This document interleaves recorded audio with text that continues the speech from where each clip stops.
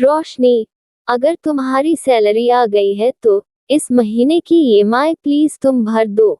मेरी सैलरी में अभी थोड़ा समय लगेगा, राजीव ने अपनी पत्नी से कहा। श्योर, रोशनी ने काम करते करते कहा। दादी, पापा को सैलरी मिलती है, मम्मा को भी सैलरी मिलती है, लेकिन आपको सैलरी नहीं मिलती। 8 साल की मीनू की बात सुनकर रोशनी और राजीव मुस्कुराने लगे। मीनू बेटा, पापा और मम्मा ऑफिस जाकर काम करते हैं, इसलिए उन्हें सैलरी मिलती है। मैं तो घर पर रहती हूँ, मीनू की दादी रजनी जी ने उसे समझाते हुए कहा, लेकिन मीनू ने उन्हें बीच में ही रोक दिया।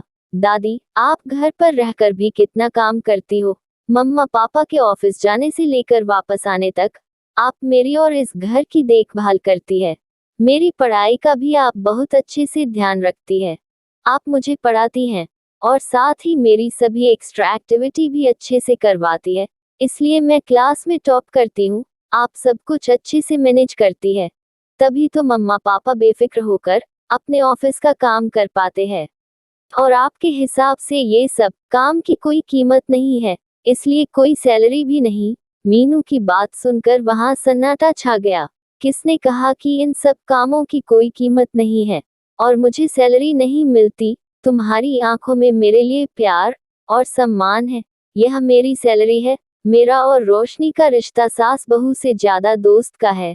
यह मेरी सैलरी है। मेरा बेटा मुझे मान देता है और मेरी कोई बात अनसुनी नहीं करता। यह मेरी सैलरी है।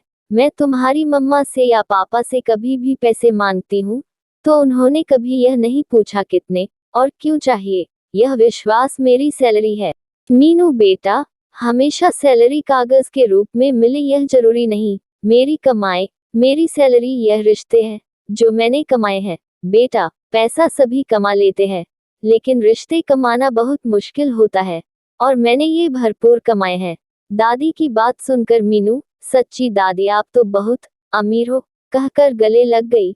लेकिन माँ, मीनू ने सही कहा, आप हो तभी तो मैं और राजीव निश्चिंत होकर अपना काम कर पाते हैं। सच बताएगा, क्या आपका मन नहीं करता कि आपकी खुद की कमाई हो, जिसे खर्च करने के लिए न किसी से इजाजत लेनी पड़े और न किसी को हिसाब देना पड़े? रोशनी ने रजनी जी का हाथ पकड़कर कहा। वैसे मुझे हमेशा नहीं, कभी कभी लगता है जब तुम सबके लिए कुछ खरीदना चाहती हूँ। रजनी जी ने हिचकते हुए कहा। वही तो मैं भी कल से दादी को समझा रही हूँ कि आप ट्यूशन क्लास शुरू कर दीजिए, लेकिन दादी ने मना कर दिया। मीनू की बात सुनकर रोशनी और राजीव रजनी जी की तरफ देखने लगते हैं। माँ, ये मीनू क्या कह रही है और यह ट्यूशन क्लास का क्या चक्कर है? राजीव बोला, अरे कुछ नहीं, यह मीनू ऐसे ही बातें बना रही। रजनी जी ने बात को टालना चाहा। मम्मा पापा, मैं बताती हूँ। मेरी दोस्त चिंकी की मम्मी ने पूछा कि तुम क्लास में हमेशा टॉप करती हो, किससे ट्यूशन लेती हो? मैंने उन्हें बताया कि मुझे मेरी दादी पढ़ाती हैं, तो उन्हें बहुत आश्चर्य हुआ। फिर वह दादी से मिलने भी आई थी और उन्होंने दादी से कहा कि चिंकी और साथ के 2-4 बच्चे हैं, उनको ट्यूशन पढ़ा दे, लेकिन दादी ने कहा कि उनसे नहीं होगा। माँ, आपने मना क्यों कर? ये तो अच्छी बात है, आपने मुझे पढ़ाया और अब आप मीनू को भी बहुत अच्छे से पढ़ा रही है, फिर आपसे क्यों नहीं होगा? राजीव ने हौसला देते हुए रजनी जी को ट्यूशन देने के लिए तैयार कर लिया। 1 महीने बाद रजनी जी आइसक्रीम पार्लर में राजीव, रोशनी और मीनू के साथ अपनी पहली सैलरी मिलने की खुशी में पार्टी कर रही। आज रजनी जी के चेहरे पर रिश्तों की कमाई के साथ उनकी पहली सैलरी का सुख और संतोष का आनंद आंखों में खुशी बनकर बह रहा था।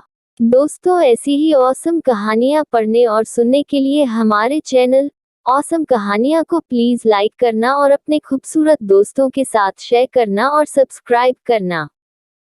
धन्यवाद।